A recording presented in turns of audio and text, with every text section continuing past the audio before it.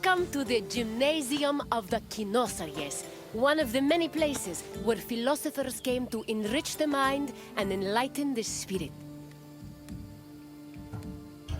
There is no better setting for learning than in a quiet place far away from the commotion of the city. Education held a very important place in Greek society.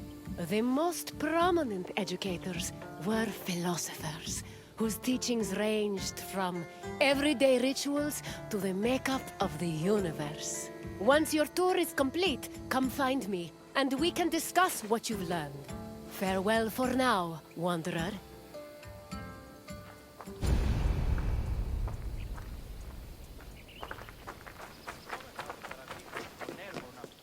Philosophy comes from the Greek word philosophia, or love of wisdom.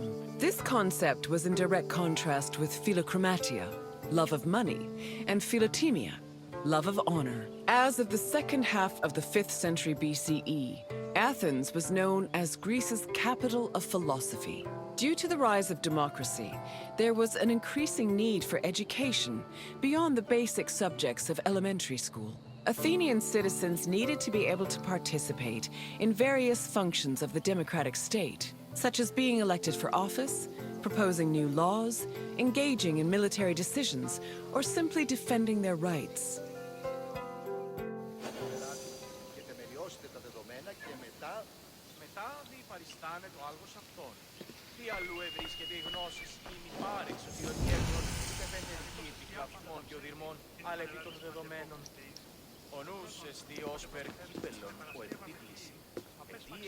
Originally, Athens had no official school buildings for higher education. Sophists and philosophers taught either in private homes or in public spaces like the theater. To recruit young pupils for long-term curricula, they also held classes in gymnasia, where young Athenians underwent physical training. The Cynosarges was a sanctuary to Heracles, located in the south suburb of Athens. At the beginning of the 4th century BCE, Antisthenes used this sanctuary as a teaching spot for his school of philosophy, the aptly named Cynicism.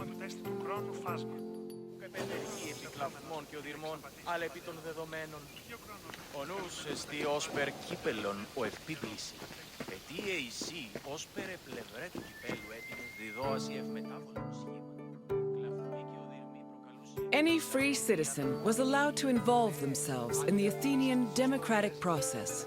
However, to truly influence the flow of politics, their speech and rhetoric skills had to be impeccable. As a result, many sophists taught subjects like logic, reason, and eloquence. These were meant to help students achieve arete, or excellence. But this specific concept of excellence was often challenged, especially by other philosophers. For example, Plato, Socrates, and Isocrates preferred a more moral approach and argued that rhetoric should be used as a means to serve the greater good. Socrates and Plato went even further, declaring that philosophy and wisdom were not only useful tools, but also ethical virtues.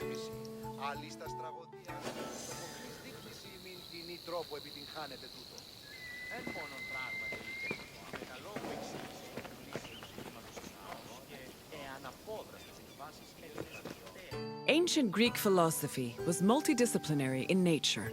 In addition to wisdom and logic, philosophers also studied and taught math, geometry, music theory, and even medicine. For example, the philosopher Prodicus wrote a treatise called On Human Nature, where he outlined various explanations on human physiology. Philosophy's influence was also great enough to affect medicine. Hippocratic physicians were known to incorporate philosophical ideas into their work, and the treatise On Airs seems to be influenced by pre-Socratic theories on air being the first principle of the universe.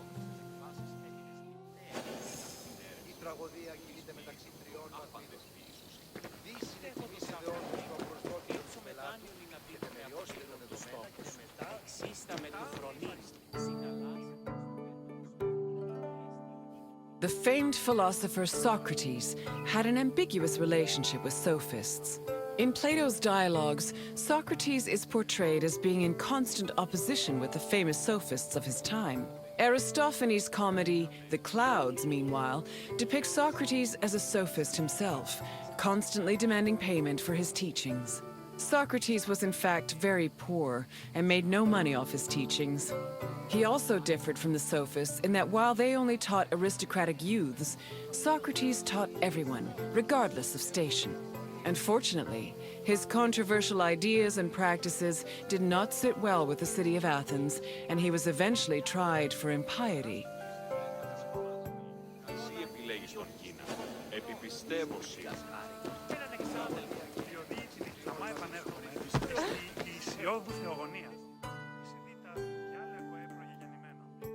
Philosophy was not only a collection of ideas, but a way of life.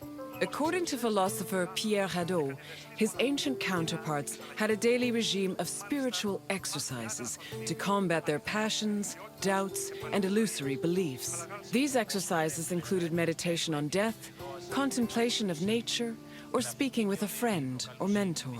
Philosophers also followed specific dress codes and diets. They were also part of a community of masters and students. These communities were created and strengthened in schools. Plato founded such a school in the early 4th century BCE, when he purchased a property in a grove just outside of Athens. The school was designed to groom students into philosopher citizens who could eventually rule the city in a measured and fair manner.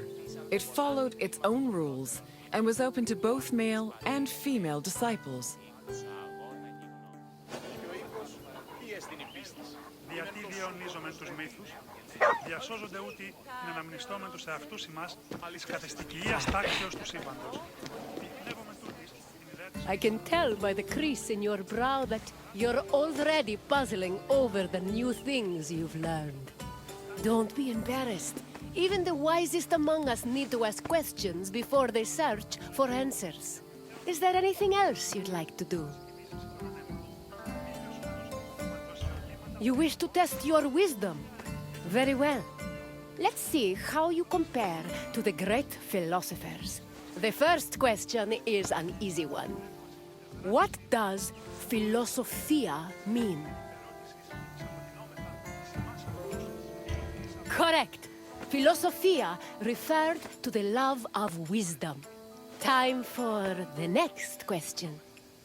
The Kynosarges was a sanctuary dedicated to which Greek hero? Correct. It was the mighty Heracles. Now, for the last question. Which play by Aristophanes portrayed Socrates as a sophist? Yes, The Clouds was a comedy that portrayed the famous philosopher as a greedy sophist. Plato even believed that this caricature contributed to his mentor's eventual trial and execution. Well done, wanderer. Even Socrates would be impressed by the depths of your wisdom. Very well, I'll take you there. Follow me.